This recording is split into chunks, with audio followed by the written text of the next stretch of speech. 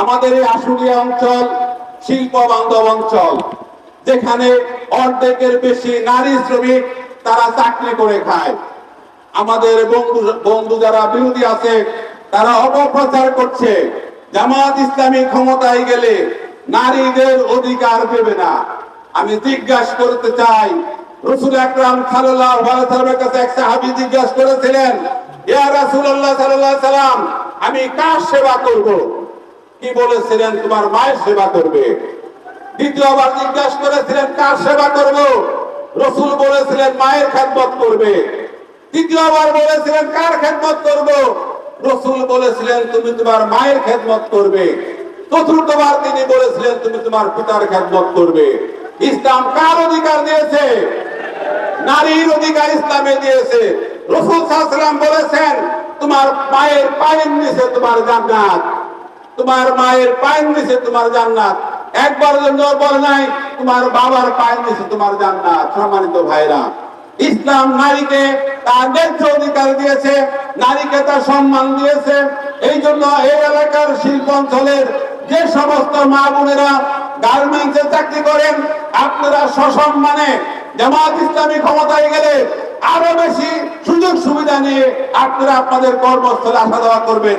আপনাদের বেতন বোনাস বাড়ানো হবে, মাতৃত্বকালীন ছুটি বাড়ানো হবে, চাকরি নিশ্চয়তা জামাত ইসলামী দেবে ইনশাআল্লাহ।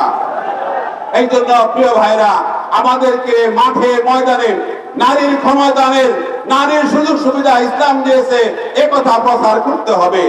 আমি শেষ কথা বলতে চাই, প্রিয় ভাইরা, জামাত ইসলামী যদি আগামী দিনে এই দেশের শাসনভার গ্রহণ করে, এই জাতি যদি জামাত ইসলামীকে সেবক হিসাবে রাষ্ট্র ক্ষমতা অধিষ্ঠিত করে, তাহলে জামাত ইসলামী এদেশের অবকাঠামোর পরিবর্তন করবে ইনশাআল্লাহ। আজকে রাস্তাঘাটে হাঁটা যায় না, পানি আর পানি, বর্ষা না শুকনা টের পাওয়া যায় না।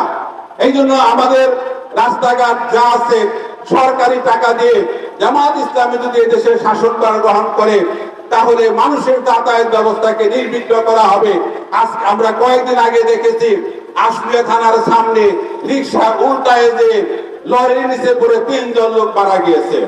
জামাত ইসলামী রাস্তাঘাটের উন্নয়ন করবে, জামাত ইসলামী এদেশের বিদ্যুৎ ব্যবস্থার উন্নয়ন করবে, জামাত ইসলামী এদেশের সন্ত্রাস মুক্ত একটি রাষ্ট্র কায়েম করবে।